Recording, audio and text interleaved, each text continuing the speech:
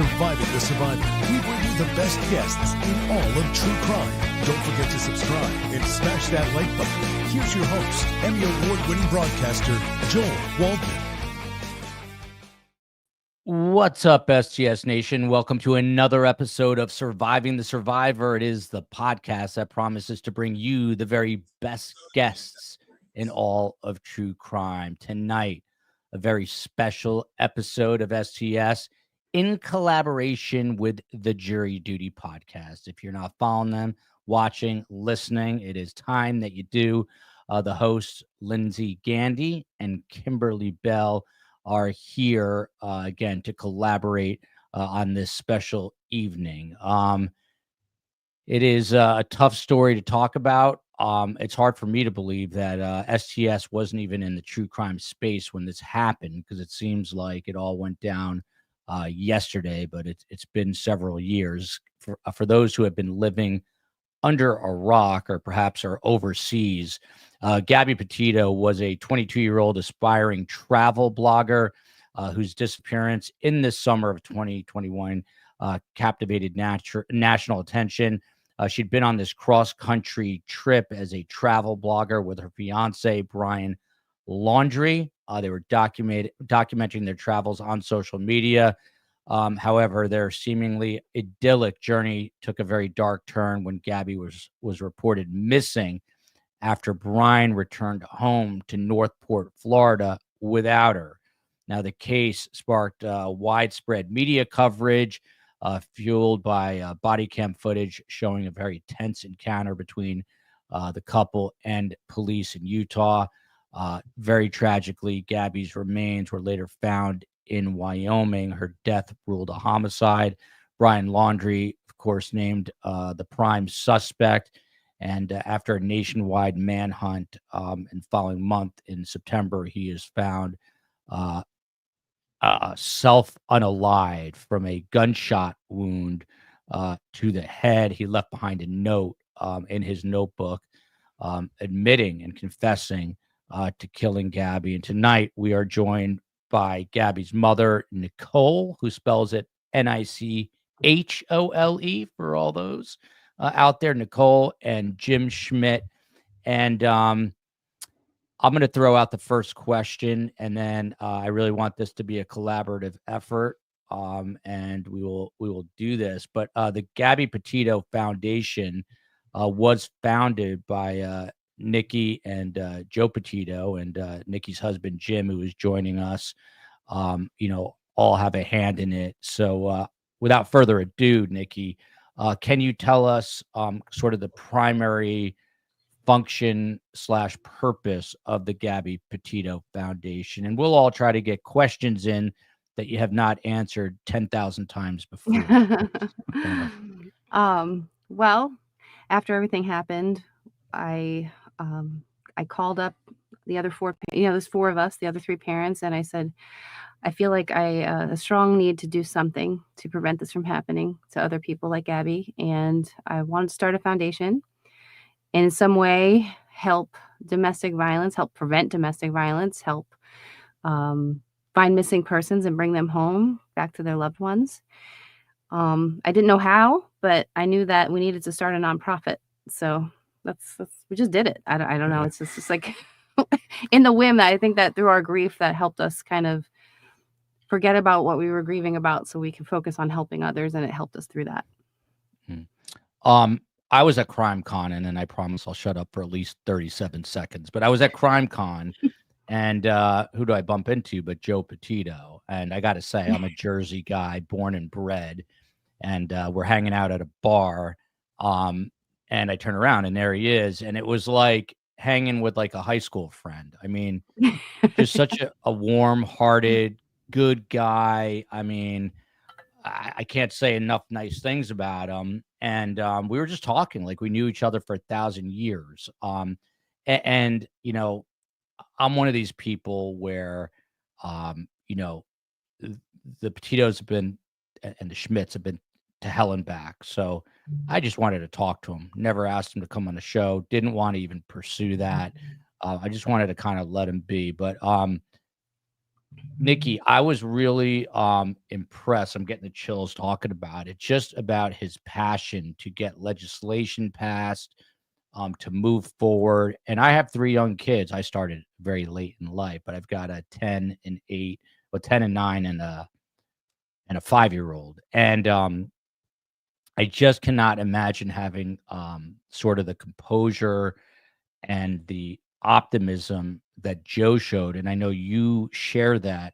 How is this possible that you guys are so strong in the face of all this? Well, I'm gonna let Jim touch on that too, but for me personally, it's taking something so negative and turning it into some kind of purpose. Not everybody has to do that. That's just something that I wanted to do, and it makes me feel every day I feel like I'm gonna leave the world a better place, and that's I'm just trying my best every day. So Yeah, yeah. I think we say pretty often that if there wasn't 4 of us, we don't know if we would have gotten as far as we did or continue to go without each other, because we all kind of balance each other out. We all have our own strengths and weaknesses, and it really allows us to um, really flourish and excel in the foundation when it comes to all the different aspects of what we're trying to do. And, legislation and dealing with elected officials is not really my thing. I had to do it like in a previous career, and I didn't really enjoy it. That's definitely not Nikki or Tara. So, that's something that Joe is really passionate about. He's really good. He's very persuasive when he picks up that phone. They answer, and then each one of us kind of fills in the gap in each way. So we all bounce ideas off of each other each day, and it just really works.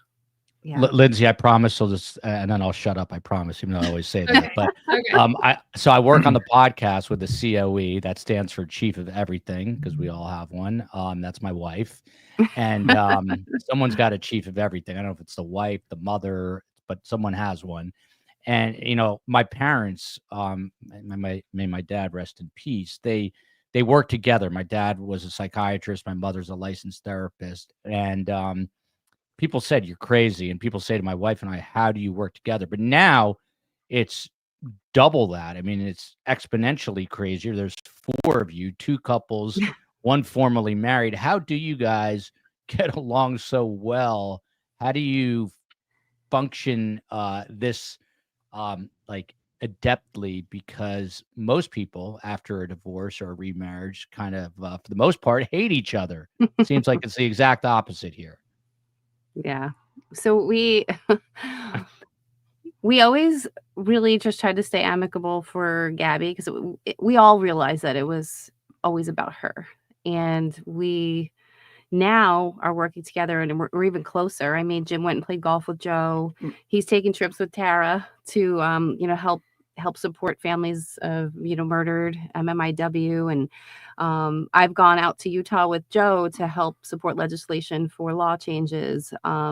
We work together every day. I talk to Tara every single day. She's one of my best friends, and we're all here together. Yeah, I mean, Joe and Nikki actually were never married, but they decided amicably at a very young age for Gabby that they just weren't meant to be together. And we were 20. They were 20 years old, and Tara came into Joe's life when Gabby was 1. And I came into Gabby and Nikki's life when Gabby was 2. So we've all been there. And I've said it a few times the first time I met Joe, because when Nikki and I first started getting serious, he's like, I want to meet this guy that's going to be around my daughter. And I was like, well, absolutely, I understand that. And it was about this time of year, and it was up in New York, and it was freezing cold. And so Nikki's like, he's going to come here. He wants to meet you. So, he gets out of the car, and he was like, I'm Joe. I'm Gabby's dad, very like stern. And I look down, and he's not wearing any shoes. And it's like 22 degrees outside. I'm like, bro, where are your shoes? And he was like, oh, I hate wearing them. We just started talking, and then that was it. Then it was like, there was no anything, so we just always got along. It sounds like Senator John Fetterman, who shows up to inaugurations in shorts and a hoodie. But Lindsay, Kimberly, fire away. I mean, I was going to ask about the co-parenting situation before all of this happened, but I feel like, Jim, you just tied that up with the most hardcore story ever. Yeah. I'm originally from New Jersey myself, but I spent a lot of time in Long Island. So I know how cold it is. that is insane. But as you can see, we're all wearing our Burn After Reading t-shirts because we're super extra like that. Yeah, I love it. I have to ask, since I'm wearing the t-shirt, and I feel like for me, this was a really satisfying moment. Speaking of CrimeCon, I call this the t-shirt heard around the world. It was a statement. Does this empower you and give you a sense of ownership over something that's so negative?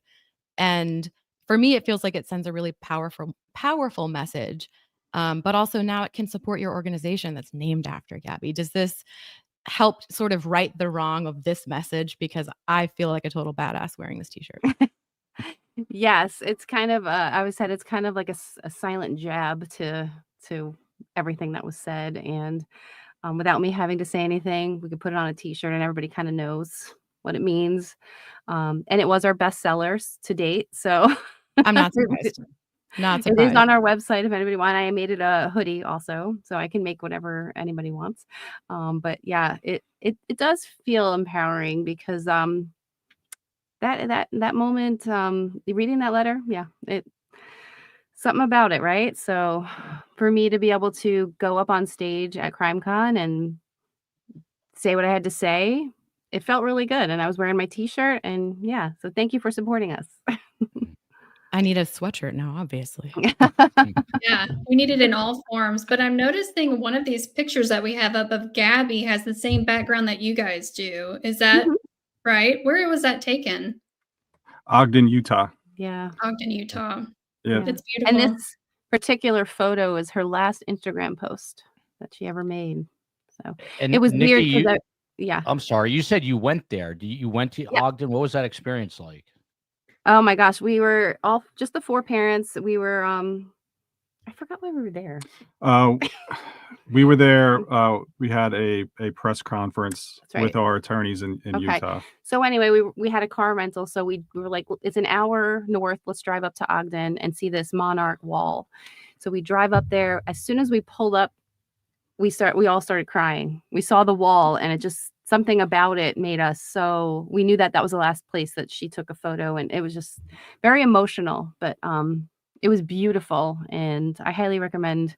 It's a cute town. If anybody needs to pass through Utah, please stop there. It's really cute. Yeah. And Joel, I didn't know if you knew this, but the Gabby Petito Foundation, they also have a YouTube channel. They do.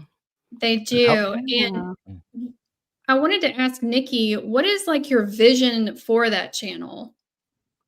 I know. I've been thinking on this for a while. So last night we were able to do a live about Missing Persons Day, and we highlighted a family. So that was really nice. I think I just want to support other families who are going through things. I want to educate about the red flags of domestic violence, maybe have webinars about learning about what you can do if a loved one goes missing, things like that. So just education, awareness, all of that through our channel. Yeah, I watched the National Missing Persons Day live they did yesterday.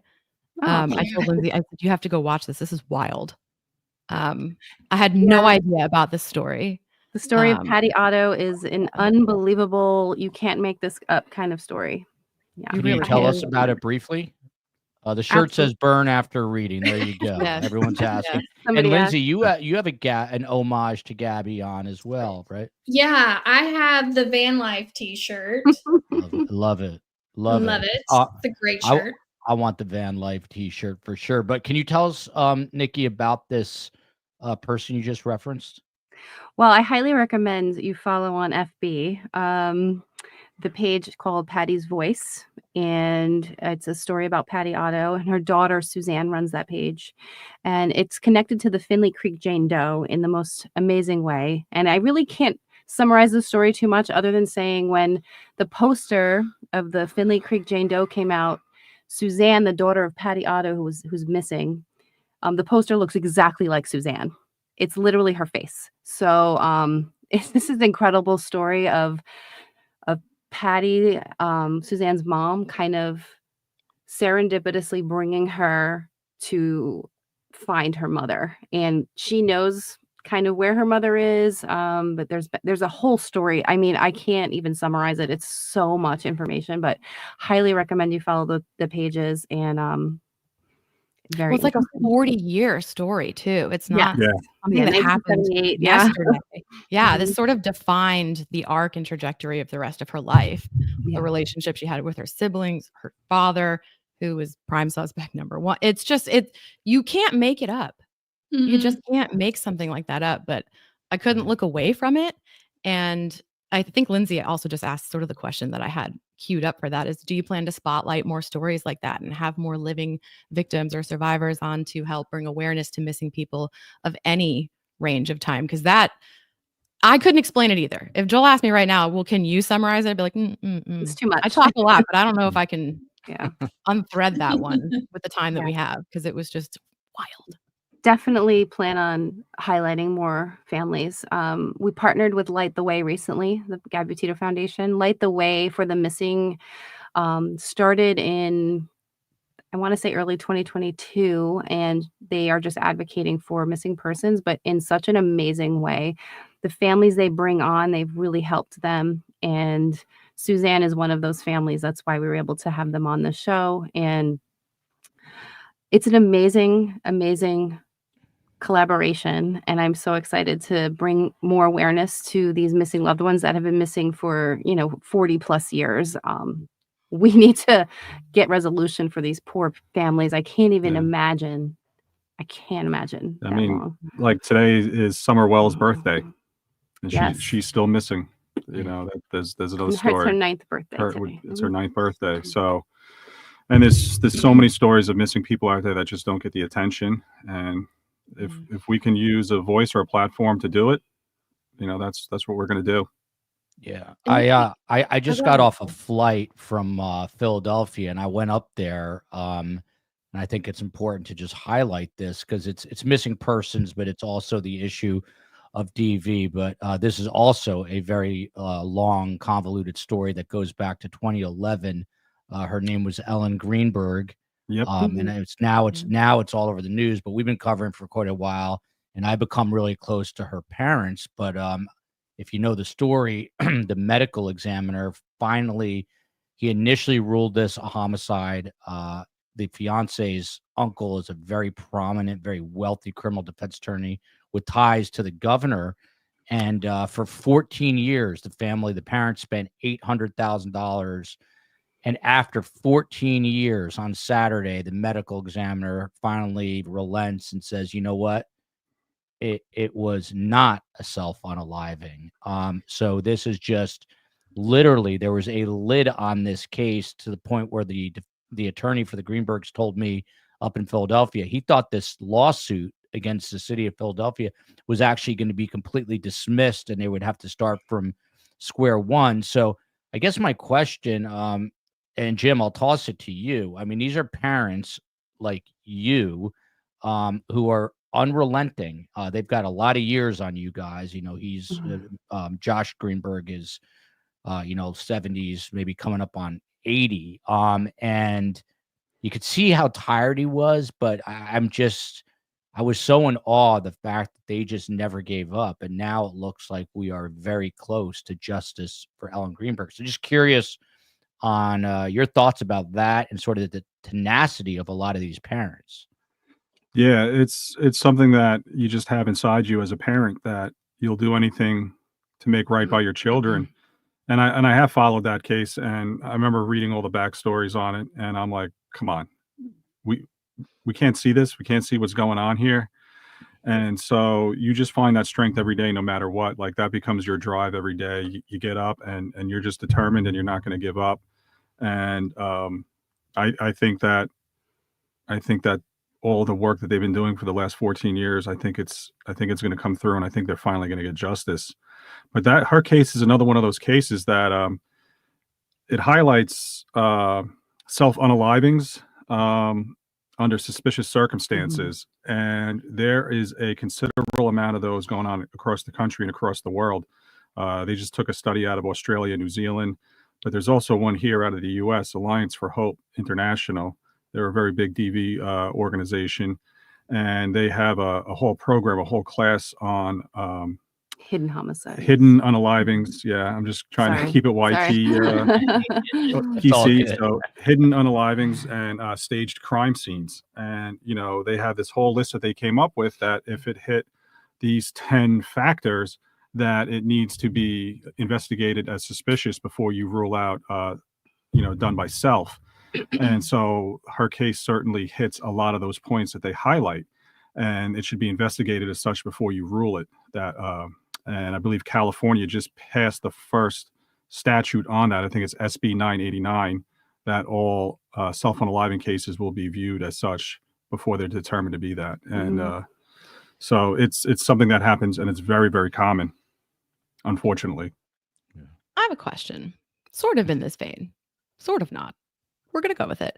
A lot of people would agree that what's going on in the Ellen Greenberg situation, it's unacceptable. It defies logic to see how they reached the initial conclusion that this was an unaliving. And I think we all know that, or I'll feel at the very least, that her family deserved more, that she deserved better. And I think there's a lot of people that also feel like you deserved better, that the closure or the justice in Gabby's situation wasn't the package we wanted it to come in. Feeling that you were robbed of sort of the accountability factor, and the resolution that you were entitled to had an unaliving not occurred. How do you feel about that? How are you taking care of yourselves? Do you feel that you have gotten the resolution to this that you deserve? Or is this in some way motivating you with your organization? Because I can't imagine how it must feel not to be able to have that moment of accountability with the person you just want to look in the eyes and hold accountable for something, and you didn't really get that. I always say I speak for myself. I'm at peace with it. I'm glad we never have to go to a trial. Yeah. I have, forgiven Brian, because I just feel, for me, I need that so I can let that go and move on and do what I'm doing now. And, nobody else has to do that. The parents don't have to do that, but the other parents. I did that for me, and it feels really good. I do still feel that slight bitterness about the other people involved not being held accountable for their actions. And that does drive me to want to help families not have to go through this. And we do need a lot of law changes. And one of our main goals is to change the system and hold people accountable for their actions. So Yeah. Yeah. you got anything on that? Yeah, no, I'm kind of with you. A part of me wishes that we had our day in court. We don't like to use the word closure, because I don't think you ever get closure. I Right. think you just go to another step of the grieving process. I don't know if he was still alive, if he was up on a stand, if we would ever hear a true story out of him anyway. And I think it would leave us open to more questions than answers. Unfortunately, we didn't have that day in court, and we went civilly. We learned a lot about the legal system and how complicated it was, and we basically got the answers that we were looking for, although they answered them in a roundabout way. Yeah. And so we were able to settle. Unfortunately, we had to, but from there, I think a giant weight was lifted off of our shoulders that day. And I think for the two of us, I know that we've allowed us to do a lot more for the foundation, concentrate a lot more on our family, and really kind of grow mentally and emotionally together. Yeah. Yeah. A quick Sorry, I'm just question for me. chatty. There you go. Yeah. I'm just curious, prior to the summer of 2021, what were you all doing? Obviously, I don't think you were that invested in this sort of thing, because there was really no reason to be. And then this happens, and suddenly, really, the four of you are the faces for advocating, against EV and for missing persons, and you're in the spotlight. And I know you're doing Good Morning America, and there's this big Netflix doc coming out. I believe it's called American Murder, the Gabby Petito story, which comes out September 17th. So what has it been like for you, Nikki, to suddenly become this person that everyone's looking to for answers? That's a good question. Some days I'm like, I don't have the answer to that. People do come to me and they ask me for help, and if I don't have the answer for them, I definitely have connections to guide them to. So I do my best to work around whatever I can to help as much as I can with the information and the tools that I have and the things that I've learned. But I wish that there was a million of me to help, but I can't. I don't can only stretch my time so much and help so many people. But we do try our best. I think we all have our own way of helping, and we do it differently. We have different what's the word I'm looking for? Specialty, you know, Yeah, I'm not- basically. Strengths, your areas, Right. your There you strengths. Mhm. Miss Yeah, and if Brazy you here. Go ahead, Sorry. Lindsay. Oh, well, I was just gonna say, if you guys go to the foundation YouTube channel, Nikki's got a lot of great one-liners. Yeah. One of those is, in reference to DV, saying it's not a women's issue, it's a systemic issue. Mhm. Oh, throughout Gabby's story, when did you find that out? Pretty early on when we started talking to the domestic violence hotline and meeting advocates and learning ourselves what the signs and red flags were, and then learning about how it's responded to. And that's when it really clicked that there's a problem, a big problem. It's Mhm. not an in private in the home problem like everybody Right. kind of looks at it as still. It's a systemic societal problem, and we need to focus on flipping the coin and changing the narrative. We're victim blaming. We need to stop doing that. We Mhm. see it in Hollywood all the time. I don't even want to go there, but I see these stories and I'm like, oh no, it's the victim blaming is awful. So Well, and Yeah. DV now has a definition that extends well beyond what you can physically see. Like we're evolving to understand that DV does not necessarily start with physical interactions with another person. yes. And those risks and those warning signs include things like jealousy, control, isolation, and it's IPV, intimate partner violence, is usually the most significant predictor of IPH, intimate partner homicide. And there's risk models and predictions and assessments on your proximity to being a potential IPH victim. And that's significantly higher if there's already physical violence. And like you Mhm. said, it's not always something that people wear on their sleeves. I mean, I've had DV in my past that if you had no idea, there wasn't a physical mark on me. The only mark left on me was the bill for my therapist later. But it's so much bigger and broader and sometimes under the radar and invisible than it appears to be, on its face.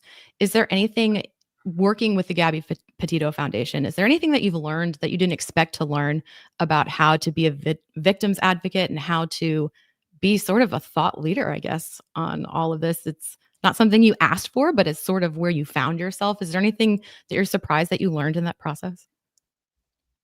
Yeah, I mean, the one thing Mhm. that I learned, our foundation has like a twofold approach. We do missing persons and then we do DV. And when we first started out, we having a meeting trying to figure everything out, and we were meeting with some uh, very, very powerful people in the DV world. And we were on a Zoom meeting, and we were just going over some stuff, and they were trying to get to know us. And I'm like, I'm just here to kind of listen because um, I'm a man, and I don't think I should really, be one to speak about DV. I'm probably going to stick to missing persons. And I had this very, very uh, well-known person in the DV world say, "You're 100% wrong." And I said, "What?" They're like, "You couldn't be more wrong. A matter of fact, everything you just said was wrong. And let me tell you why." And I'm like, "Hey, a simple like, okay, Yeah. Tiptoe around your feelings. yeah, let's look at this a little differently." And I Yeah. said, "What do you mean?" And she was like, "No, we need more men to stand up and speak out." She's like, Mhm. "Women have been fighting this fight for well over 50 years in this country, and we need more men to stand up and say that we're not going to take this anymore, that it's not right, that we're going to hold each other accountable." And the majority, most men aren't abusers, but the majority of abusers are men. Mhm. And it's about time that men step up, and when they see something or they hear something that's not right, to say something and stop it. It's also our duty to teach our sons to be a lot better growing up, to be respectful, to teach them what a respectful relationship looks like, Mhm. how our partner should be treated. And I think it starts there. And that was something that like was really eye opening to me. And something I really took to heart. Yeah. So it's, Yeah, you know, I'm like all in on it and doing what I can. As a matter of fact, we were just on a vacation on a cruise, and an older man made a very inappropriate comment to our teenage daughter. Yeah. And She's 16. and she's 16. He's still And, breathing? 10 years ago, that would have been a different reaction for me. I'm getting canceled. The internet's canceling me now. But- I don't promote violence. But Jim, how did you handle that? Because for me, I would have tossed him overboard. Yeah, he wouldn't be breathing. Yeah, Oh, but I it's- mean, I mean, did you take it as a? Did you take? You know, it's interesting. learning moment. The other So- day, there's a. I'm a huge fight fan. I don't know if you follow the UFC, but there's a guy named Bryce Mitchell, and he's not the brightest bulb in the box. And he basically came out and said that Adolf Hitler was a great guy. And my initial reaction was, as being the son of a Holocaust survivor, that I wanted to beat the crap out of him, although he would kill me because he's a professional fighter. However, I sent a note to Dana White and I said, you know what? Bring this guy on my show with my mother and make it a teaching lesson. My mom's like she's a black belt in verbal jujitsu. Yeah. Of course, they all ignored me, but I thought it would have been really cool, you know, instead of like ripping him apart, you know, instead of just having this knee-jerk reaction, which is like the F you, you're an idiot, like to bring him on with someone who's an actual Holocaust survivor to teach him the level of stupidity for what he did. So that goes full circle. What did you do on the cruise ship when some guy said something, now that you know a lot more about this issue? So I am severely German and Irish with a little bit of Scottish mixed in there. So my blood pressure went through the roof immediately. My daughter was walking past him to go to the bathroom. And I know what I heard, and I will never repeat what he said because it's just, I don't want to give that any time of day. And so I waited for my daughter to come back, and I was like, you want something to drink before we head out? And she was like, sure. So we got something to drink. And I said, did that gentleman just say this to you? Which he's not a gentleman, and she was like, yes, he did. But it's fine. It's okay, Dad. Don't make a scene. I go, no. I was like, honey, that's not fine. I said, sit right here. I'll be right back. And I walked over, and he had two friends with him. And I said, excuse me. I go, did you just say something to that girl over there? And he goes, right. Oh, I'm sorry. And he's like, I'm like, one, she's 16 years old. He goes, I didn't know how old she was. I said, what would it matter if she was 26, 36, or 56? I said, would you speak to your mother like that? Your sister? Would you want somebody to speak to them like that? He's like, no. I go, do you really think that's appropriate? Do you think any woman wants to hear those words come out of a man's mouth? And he was like, no. I go, well, you owe my daughter an apology. And I said, to your two friends right here, I said, shame on you for not saying something to your friend. I said, and telling him to do better, be better, and to look over him. I said, you're lucky you got me tonight, because if you got somebody else, it might have been a different He's story. lucky I wasn't there. That's all I got to say. I said, now you can come over to my daughter and you can offer an apology. So the only words I want to hear out of your mouth is a sincere apology, and then you can walk away. And he came over and he had an apology, and then he's tried to stay more. And I said, now you can go back with your friends, because my daughter you don't deserve to be in the presence of my daughter. Now go back to where you were. Thank you. And we walked away. And I could tell she was a little bit embarrassed. She was probably like, oh my God. Good for you. First of all, I like to embarrass my kids, but good for you, man, for you know, for doing that. But if it was anybody else's daughter there, and I heard somebody say it to them too, I would be like, excuse me.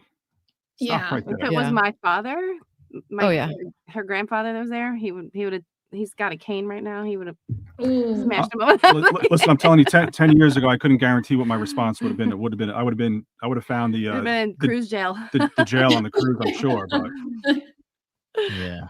Well, Joel, I'll bring my mom and my bubby to that fight too, because the Jewish guilt in our family is very strong. So they can back up Carm and just be like, we can have a cage fight with Carm totally in the middle of it. get in the octagon. By the way, Jules here is a friend of mine. I met her at the Sarah Boone trial, and in an earlier comment, Nikki, she said that because of Gabby's story, she was able to finally come out and be open about her own DV situation. And Julie is, she's very young and spry, but I'd say she's, a few years older than me. She's not a teenager anymore. It took many, many years. So when you hear that people of Julie's, age are coming out because of what happened to Gabby to kind of make their voice heard, what sort of feelings does that elicit from you internally?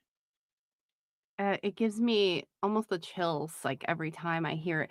We were at an event recently and an older woman, I want to guess maybe she was in her 60s or so, and she said, I recently got out of a relationship because of Gabby, and I just wanted to let you know. And it just like stops me in my tracks because I cannot believe that Gabby made such an impact on so many people. And that's why we do what we do, because of Gabby, and it's her voice. And we're just she gave us this platform. So it means so much when people reach out to us to tell us stories, that whether it was Gabby or they saw us speak somewhere, it really just makes us feel amazing. And we always stress, if you do want to get out of a relationship, if you're in it, please make sure that you do it safely and have a plan. You can contact the hotline, or ask for help. Don't try to do it on your own, and make sure you have a plan. Julie, I would never say this, but you did. I would never try to guess your age, but she said she's 71. So there you go.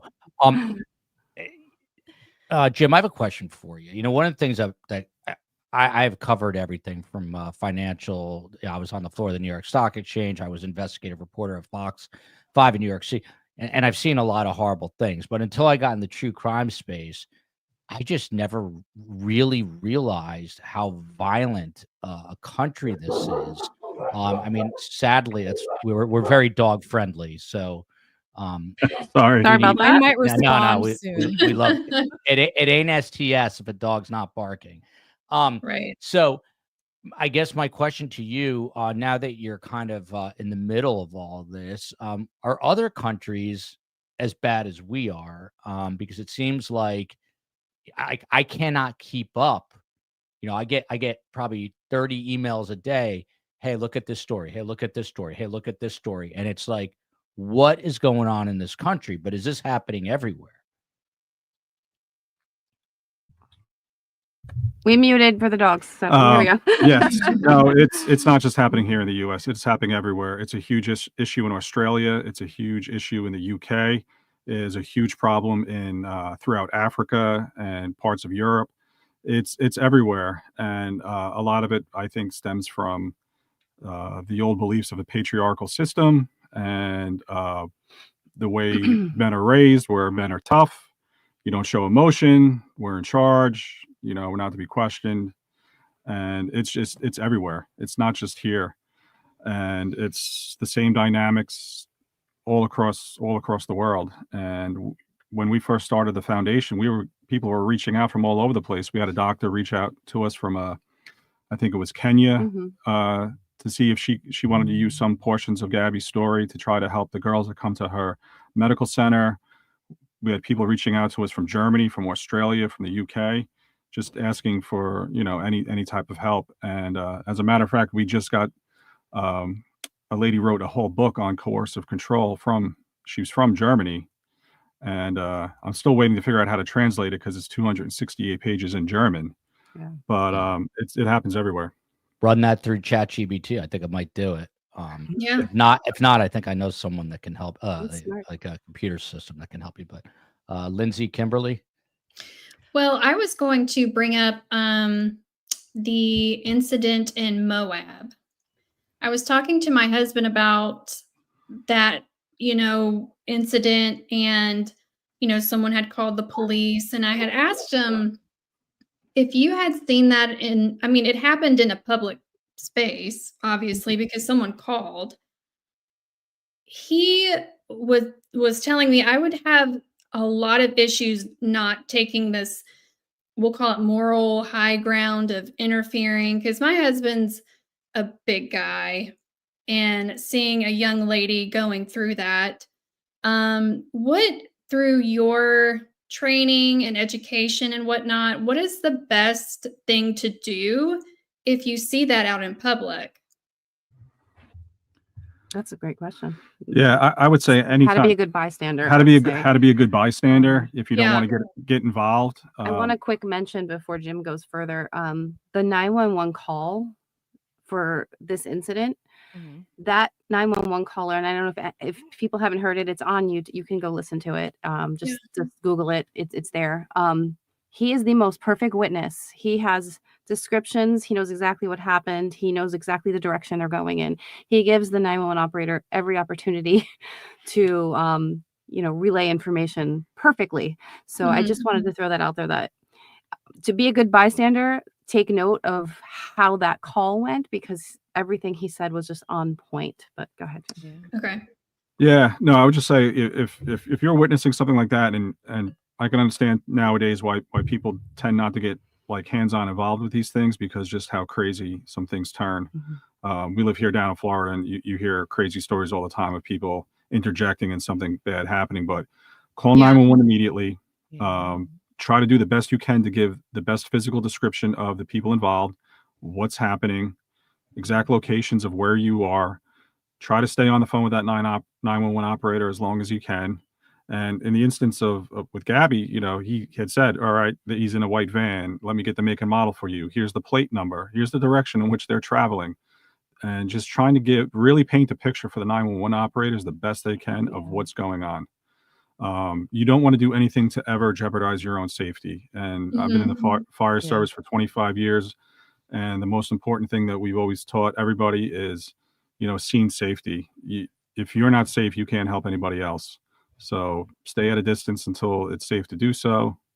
And then at some point, if there is time to interject where you can come in and try to help somebody safely, and you feel like you're able to do so, then that's the decision you can make. Read the room, just worry about yourself first. Those moments make a big difference. And I'm glad you asked about that, Lindsay, because the bystander effect is very real. And even just making the 911 call at a distance, it's doing something. And I had an experience in an abusive relationship where someone intervened, and I don't know what would have happened had they not intervened. And we were out in public. And he just had me like sort of pinned up against a wall and was in my face. And woman walking by went, "Are you okay?" And I went, "No, no, I'm not." She's like, "I'll walk you to your car. You're not driving? I'll put you in an Uber myself." And she just grabbed me and she's like, sit, like just was on him like white on rice. And I'm not a timid person by any means, but I have no idea how that would have turned out differently. I had this really brave, just ball buster of a woman just walked over like, "You go away. You come with me." And I could not be more grateful to her. I know most people wouldn't intervene. Yeah, I think that's in that way, but I'm grateful that she didn't even tell me her name. She was just like, "You're coming with me." Like, I always say that danger or this guy. I'm going to go. Guardian angels out there, right? Yeah. Like you never know. This is the right person at the right time, and nothing is by accident. There's no coincidences. So always situational dependent. And sometimes it's just at the right moment to interject. So I think the end of this comment is so important from Crystal DeSaro. One thing you don't do is just pull out your cell and record it. You see that way too often. Also, don't assume someone else will call, because I think everyone assumes, the other person's going to call. Right. And then and you see here the Kitty Genovese case, which is very famous, the bystander effect. So number one, Nikki, everyone is saying how closely you resemble Gabby. I'm sure you hear that all the time. You guys also look like you could be the same age. But this Netflix doc is coming out. Are you guys okay if I play the trailer for people to see? And then is that okay with you? Okay. Yes. It runs, it's a little lengthy, so it's a couple of minutes, if not more. Here we go. Yep, no problem. I'm Brian. And I'm Gabby. And this is our Ford Transit Connect that we've been living in. And we thought it was finally time to give you a tour. Gabby and Brian seemed like a loving couple. Talking about you, babe, you're burning hot. Oh. But behind the scenes, they would get into arguments. No, turn it back. Baby, come here. I want to retake this video. Brian thought the vlog was stupid. Big open floor for you to keep your dirty feet. The happiest people on social media usually have the darkest skeletons in their closet. I'd like to report a domestic dispute. Gentleman was slapping the girl. Okay, you said it's a white van? That looks like something like hit you in the face. Gabby Petito has not been heard from for weeks. We had officers go to the Laundry family home. We don't know anything. Was Gabriel here? No, she's not here. Is this her vehicle? 2 people went on a trip, 1 person returned. knew something bad happened. We now have 2 missing young people. I was screaming. What did he do? I said you need to come on now. I remember saying to Brian, "You keep her safe." And he looked at me and he smiled. He said, "I will."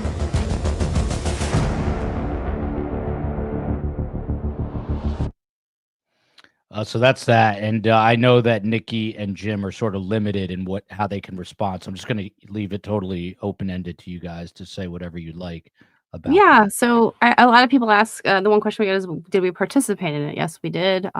Clearly, we're in it. We wanted to relay Gabby's story in our way, because a lot of people told her story without us involved. So that was just why we did that. It's coming out the 17th. It premieres this month. We hope people enjoy it. It's a beautiful, beautiful story. So it's Gabby's story. It's our story. So please, anything you got to say about it? Yeah, I can guarantee you it's going to be the #1 trending show for sure, which is, again, that's got to be Jim, it's got to be surreal for you. I think you said you're a firefighter, and now you're literally, I'm getting the chills. You're literally the guy that like I would call you, even though we're not really friends, but I'm hoping we will be after the show. But if I ran into a situation with my, like we have a lot of like FBI agents and people like this on the show who have tons of situational awareness. And, someone said to me, hey, don't ever let a teacher at school or someone keep a secret between them and your child. I didn't even really, like I'm very aware, but it's not, I never thought about it in that context. So, but now you are, like Lindsay said, you're the thought leader. You're the one that, people are turning to. I thought that was amazing advice. No kid should ever keep a secret. Then another FBI agent told me you got to have a duress word. So what advice do you or Nikki have, for people out there that they might be very obvious, but they're not aware of?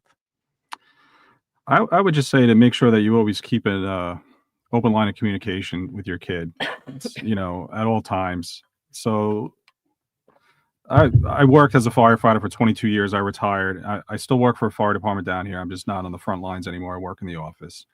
And I was asked flat out in a deposition, so you have DV training. You've gone through this. You've responded to these calls. No, I never did. So I didn't know what to look for. And shame on me for 25 years working in this field, responding to these and not truly doing justice to some of the people that I responded to, and not really understanding the dynamics of what I came across. And now you're thrust into the forefront of the media, and your life is just unfolding in front of everybody. And it really just seemed like one of those crazy made for TV movies or TV shows that like every episode you're like, that's not real. This is crazy. And so sitting back and looking back on all that, and now, we consider ourselves lifelong learners and continuing to educate ourselves in all the different aspects of missing persons in DV. And so we learned a lot now, and hindsight's 2020. So looking back on it, there were signs there that we missed. So just being cognizant of your loved one, paying attention to, how they're acting, if something doesn't seem right, if they seem like they're isolating themselves from you, if they seem like they're not acting right and things are just off, just really paying attention. You can't force anybody to get out of a DV situation. That's the last thing they need, is to be told, like, you need to do this. They're going through a terrible situation as it is, and they're not going to open up to you. But just to be open, be empathetic, and tell them that you're there for them and you're there to support them. And whatever it is, there's nothing that, any one of my kids right now could tell me that I wouldn't be there to support them. So just being that ear to listen, I think, is huge. Yeah. You bring up an amazing point, by the way. You're a firefighter for 22 years, and now you're working more of an office job. But the most dangerous situation whenever you talk to law enforcement are responding to domestic violence calls at a home. Does there need to be kind of wide scale training for firefighters and police officers to understand what DV is. I mean, they're trained to fire a weapon, but do they need to be trained psychologically about what's going on and how to better assess a situation? And this goes to the point of the officers, not to point any kind of blame, but the officers in Utah, could have responded better. So, yes, 100%. That is one of the most common calls. I'm not a police officer, but it's one of the most common calls that they go to. It's also one of the most dangerous calls they go to. And on average, it takes, I'll call them a survivor 7 times before they decide to leave. So that's 7 potential times that law enforcement, fire, and EMS can potentially respond to this home. We actually just started a program, and we started teaching fire, EMS, 911 dispatchers the dynamics of DV, all of the statistics, the characteristics of an abuser, the characteristics of what a victim looks like, how to respond, how to use a trauma-informed approach in order to get them to open up and be honest and speak with you, and then other signs to look for as far as things that they would do. I don't know if I could say the word on YT. Starts with an S. Go for it. Strangulation. So, about 75% of law enforcement that are unalived in the line of duty are done so by persons with a history of strangulation. They are single-handedly some of the most dangerous people that walk the face of the earth. And it's been called pretty much the perfect crime, strangulation, because less than 50% of the people who are actually strangled ever have any external marks on their body. So if I'm pulling up as a paramedic or a firefighter and this person is walking and talking to me, maybe they're crying, maybe they're upset. Okay, you look good, you feel fine, you don't want to go to the hospital, sign here, have a nice day. Only to find out that there's so many other underlying issues that could go on, like carotid dissections, potential for stroke later on. It goes on and on, the issues that can prevail. And I want to point out that this is something that even younger people like middle school and high school are doing for fun, and in situations where they're couples are doing this for funsies, and it is very, very dangerous. It is not something that you should be doing ever. It's not for pleasure. It's not. It's very dangerous. It's very dangerous. It's like a trend. It's just bad. There's a rapper who sings about it. Yeah, what's so interesting? Eating Tide Pods again. That seems like a far less terrifying. What's interesting is back to the Ellen Greenberg case.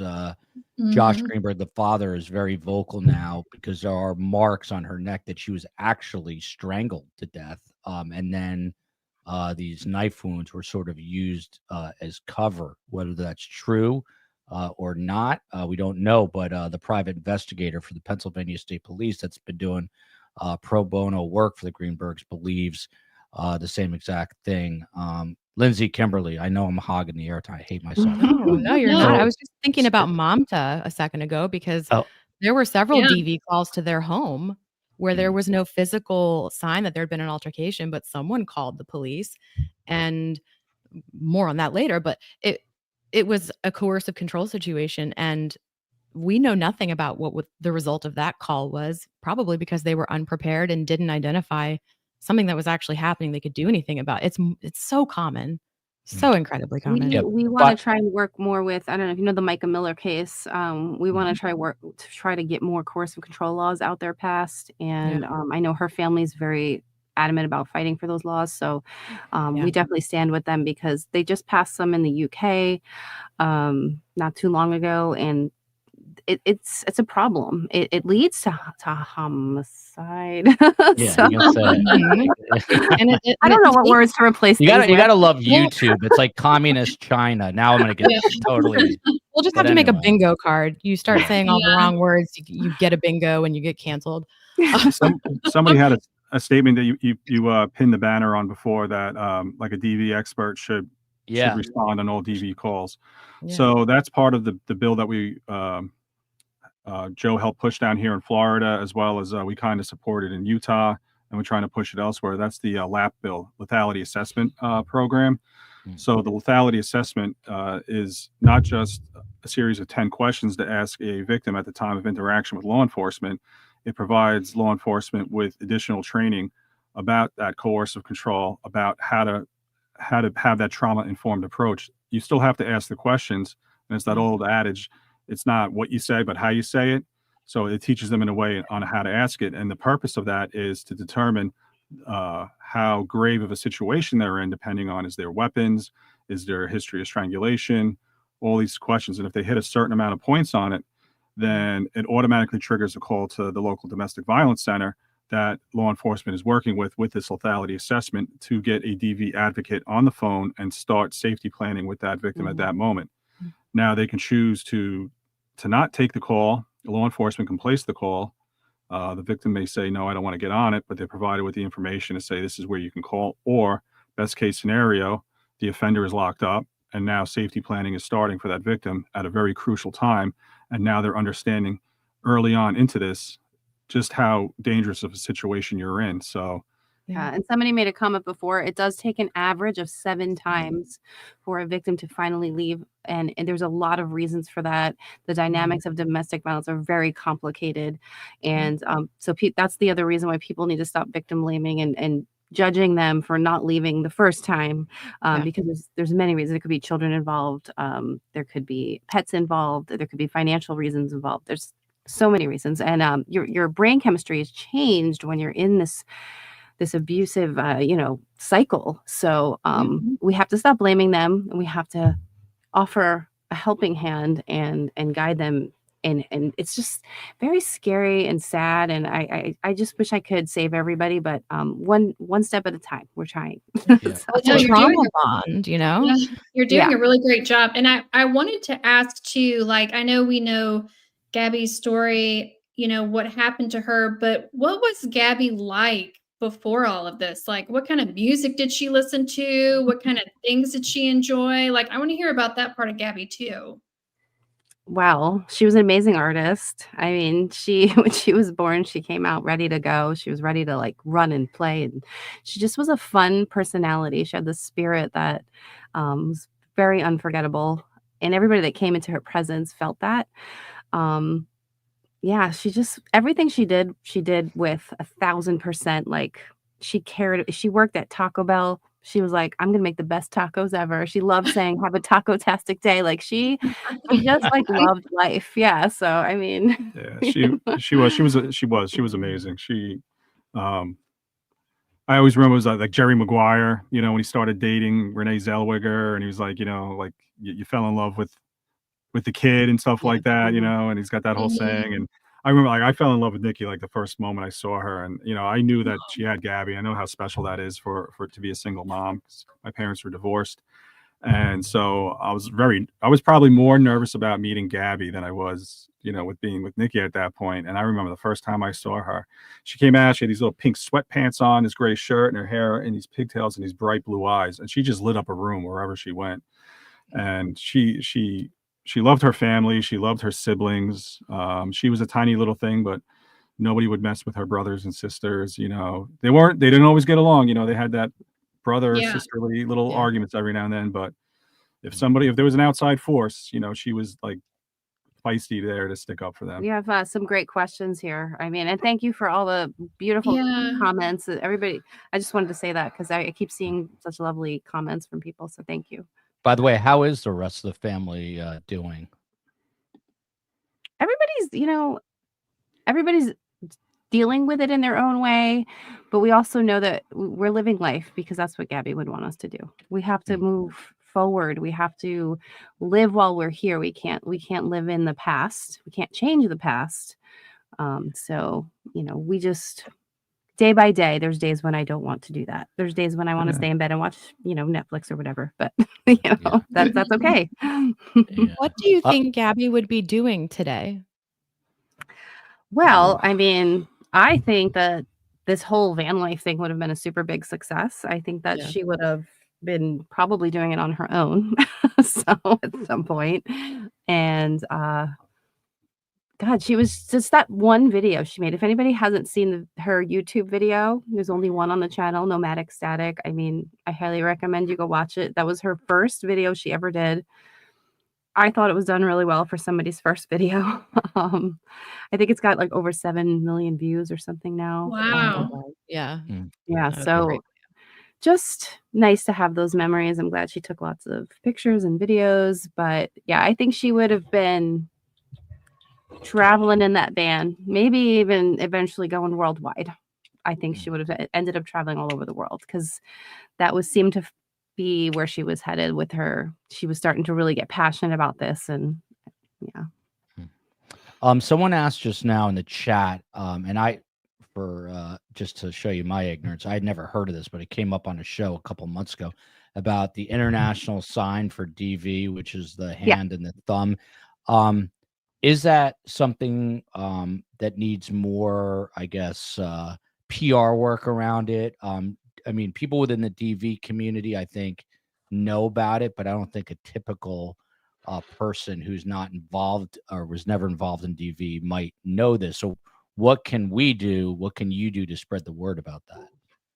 I think I put posts up about it, spreading it on social media. There's plenty of videos out there about stories that where it's been used, and people have called 911 after seeing it and saved someone. I mean, it really did work. So, it's a simple, just this, and you could do it behind your back. You could, so the person doesn't see or whatever. Do it safely. You can't do it, while the person is next to you that is, whether they're holding you captive or whatever it is. So it's really just a sign saying, I need help.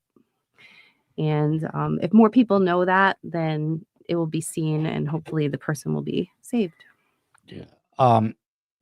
Jim, I got a question. I mean, this is something that really it kind of gets under my skin, and that's, one of the things I try to do on the show is keep it real and authentic, including sometimes offering up insider information on the arguments between the COE and I, and that gets me in trouble every single time. But on Instagram, as we know, it's all unicorns and butterflies, and the relationship was perfect.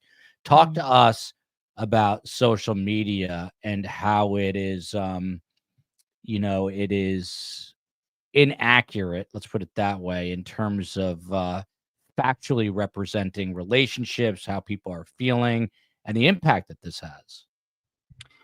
Well, I think social media has really grown over the years, and it's a way for people to express themselves, connect with family and friends, give people a little insight into their lives. But you're only getting a little snapshot, whether it's a little picture, you're getting a video of one small moment in their life. And sometimes that's somebody's like healthy mental outlet for them to express, like, these are the things that are happy in my life. But you're missing those hundreds of other moments when things are completely different, and you're only getting a little snapshot. And for people to look and always see things on there, see your favorite influencer or whatever, like, oh my God, look how wonderful their life is. And then 2 weeks later, you're reading some crazy headline in the newspaper about, something outrageous that's going on in their life. Like, but no way, they're so happy on social media. It's just like one of those, you're only getting a very little insight into their life. They're only showing you the good. You don't hear necessarily the bad all the time.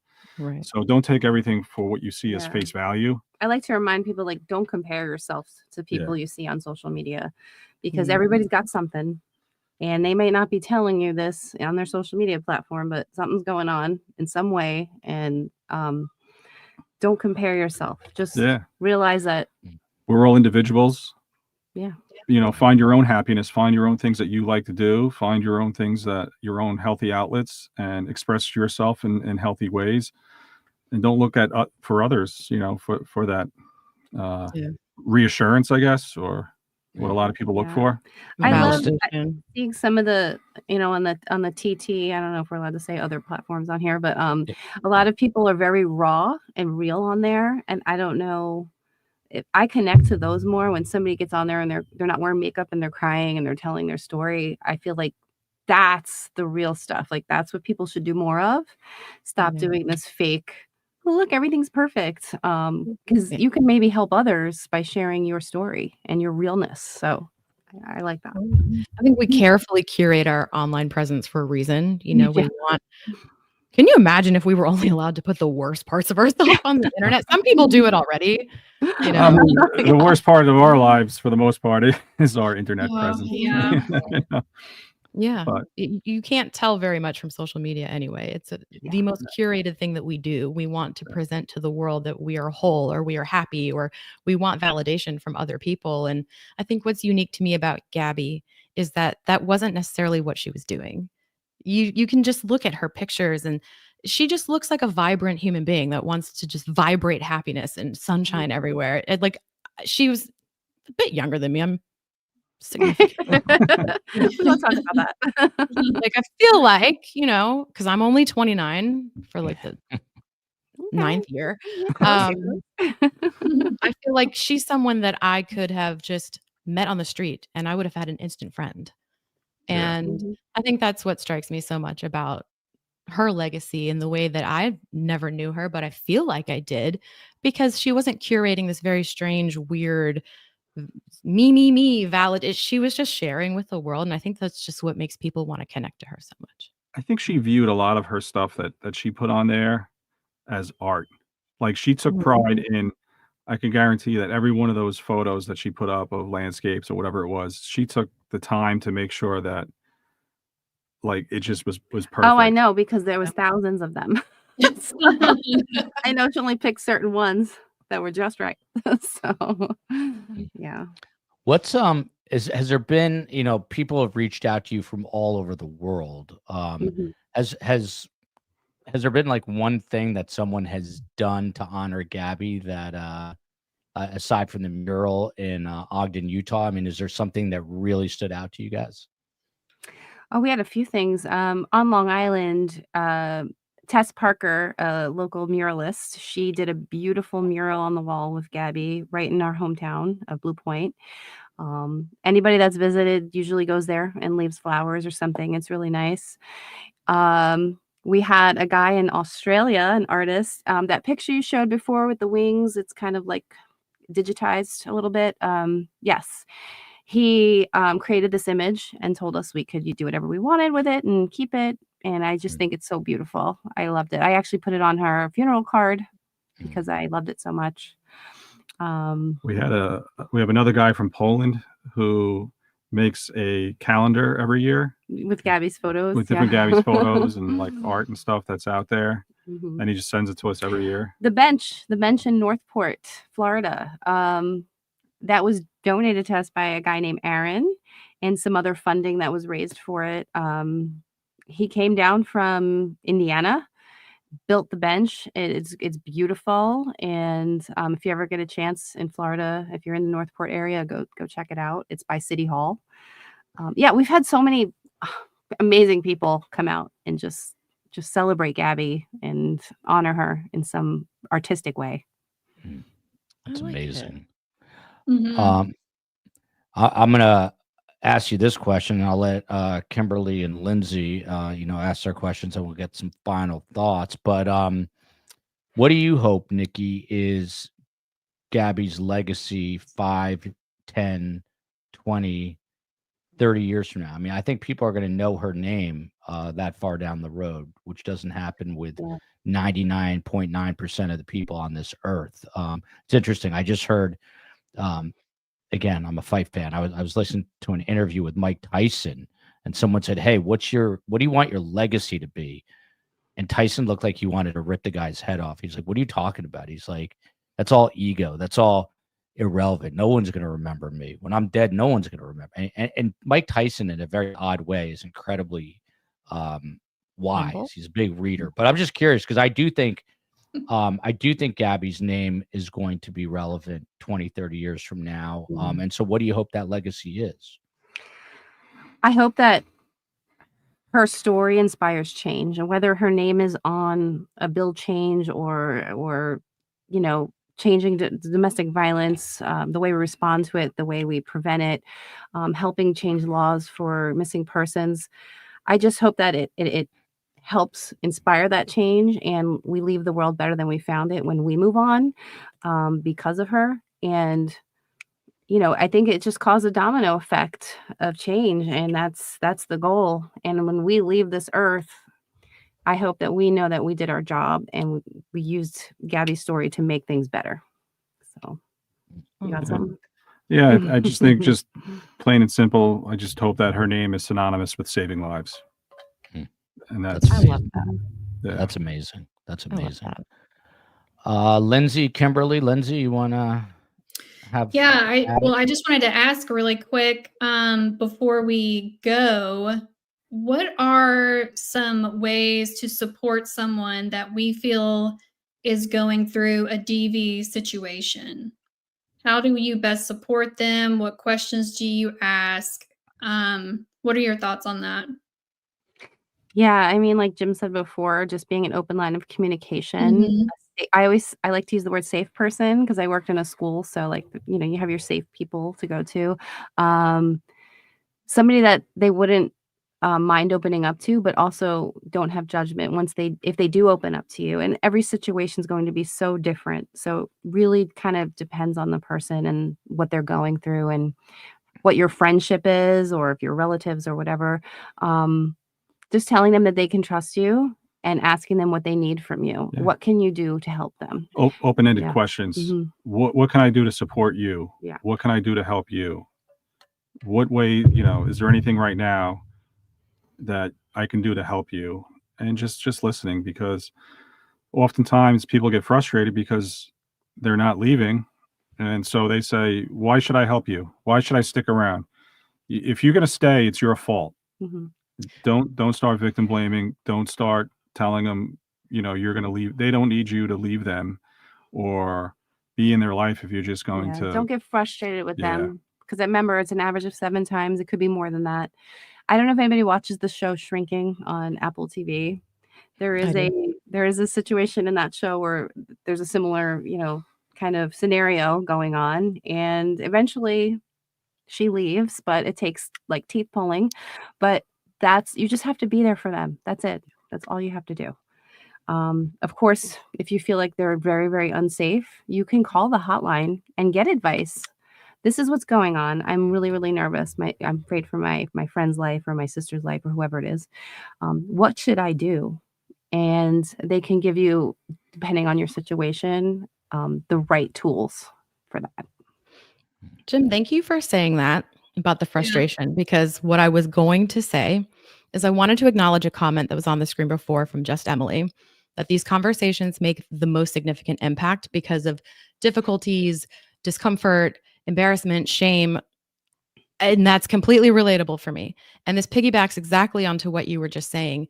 The barrier, as Just Emily put it, to having these discussions is so tall, and it can happen. DV just doesn't happen to you, but you don't see it coming sometimes until it does. I'm a very strong-willed human being. If someone were to kidnap me, they bring me back. But like I have a degree in psychology, and I wanted to be a psychiatrist, and I found myself in this Mhm. just drowning situation where the complexity of your bond with this person, you can't explain it.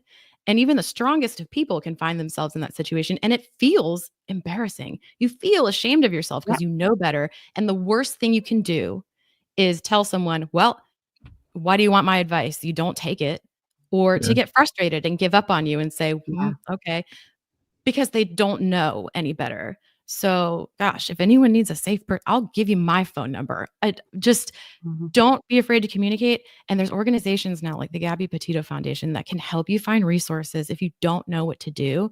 And for me, that would have been super critical for someone to snap me out of my days and go, "You're a smart woman. What is happening here?" But I didn't have any. I had to do that on my own, and I did, luckily. But it would have been so much quicker and so much safer for me if I knew that there was someone I could communicate with that wouldn't judge me, dismiss me, get frustrated with me, at least not for that reason. And just knowing that you have someone to communicate with is so, so important. Yeah. And I Yeah. think someone made a comment too, like just leaving could be very, very unsafe. Like just getting up and leaving, that's the most unsafe time to get out of a DV relationship, because that's typically the time we see the unaliving. So we need to be really, really cognizant of that when we're safety planning, because, and again, every situation is so different. But Yeah, I just wanted to say too, thank you for Mhm. sharing your experiences, because Yeah. that's not easy, and it takes a tremendous amount of strength to do that. And that's the one thing that we're finding, and I find that amazing for myself as a man, that whether we're on another social media platform or whatever, and we're having these same tough conversations. In the chat, I see a lot of people coming up and starting to share their story, and I've actually seen it tonight. And I want to thank all of them too for sharing it. But I feel like oftentimes there are people that are here and they're listening and they're going through something right now, and maybe they're not making comments or saying anything in the chat, but when they see other people coming forward and telling their stories, it's giving them strength and hope to know that there is a way out, that there is a safe way for them to find help. And that's the one thing that we can just hope for, is that the more we normalize having these conversations about these terrible things, that we can start helping more people before it's too late. And I think that's crucial. We need to normalize taking it seriously. Yeah. You know, so many people it goes along with the shame and the embarrassment. Oh, you're just being dramatic, or it can't be that bad. You know, if I had $1 for every time someone said I was just being theatrical or hysterical, well, I'd be rich. It's the same with mental health and everything else. You know, we don't talk about it, but we have to start talking about it. We have to start having these tough conversations. Yeah. 100%. I want to thank Lindsay Gandy and, of course, Kimberly Bell for coming on, and me probably hogging way too much airtime. It's just a reporter in me, so I apologize. But they're coming back Thursday on the story you heard her mention, which is about Mamta Bhatt, who is missing. Her husband arrested on murder charges, and it's something that I haven't really covered, but they have extensively, and they're going to fill us in Thursday at 12:30 p.m. Eastern Time. Tomorrow, 7 p.m. Eastern Time, I'm actually speaking one-on-one with Suchir Balaji's mother. For those who do not know, this is a very disturbing story with I guess, little pieces of the Ellen Greenberg story embedded in it. Suchir Balaji was a whiz kid speaking in complex sentences at age 2. He built a computer at age 13. He grew up in Cupertino, California, the home of Apple computers, and he goes to work for OpenAI, and he blows the whistle on OpenAI about some of the bad practices. He speaks to the New York Times, and he ends up dead in his apartment. And the scene is very suspicious. And his mother is 100% convinced, even though it was called a self-unaliving. God, YouTube annoys me for having to say that. But she is 100% convinced and has hired a personal investigator and pathologist that it was, in fact, just a regular unaliving. And I'm one-on-one with her tomorrow. She did do an interview with Tucker Carlson that got a ton of traction, but I ain't no Tucker. But he does. I'm not going to make a comment there. Anyway. Appreciate Joel. it. Yes, Lindsay. We forgot something. Oh, we forgot. It's a special day. It's 7233. Sorry about that. Yeah, the I DV mistyped hotline. Yeah, the DV hotline is there, but it's also Mr. Vinny Politan's birthday. His birthday. He's also 29 today too. We have that in common. Happy birthday to you. Happy birthday to you. Happy birthday, dear Vinny. Vinny's grandmother's name is Carmela, and my mom, who is not Italian, her name is Carmela with a K. So every time Vinny sees Carm, they bear hug each other. But happy birthday to happy birthday, Vinny. Yes, happy birthday, 37th birthday to Vinny Politan. He is the true GOAT and legend of true crime. If you guys appreciate the content, please hit the like button. Please sub. And the most important thing here is please take a look at the YouTube channel for Gabby Petito and the Gabby Petito Foundation.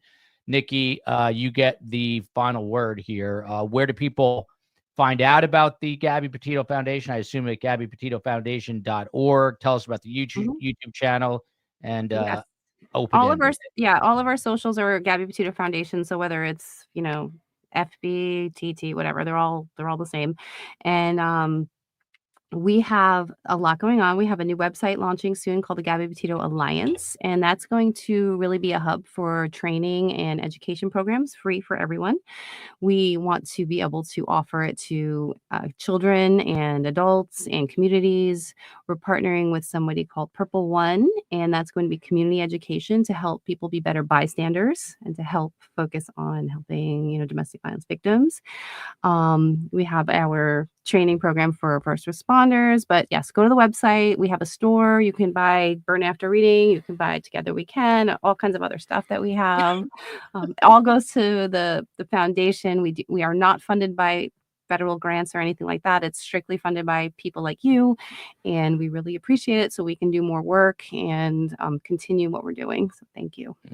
And I just want to say that, we've established a pretty large platform here, thankfully, to an amazing community. So if we can ever help with our platform, the door is wide open always. And on a serious note, I hope I stay in touch with both of you and, develop a friendship, and we can help, work on all this stuff together. And I am personally very impressed with everything you guys had to say. And I want to thank Lindsay and Kimberly for allowing me to join them. And again, they'll be back. So with that, I will say, love you, America.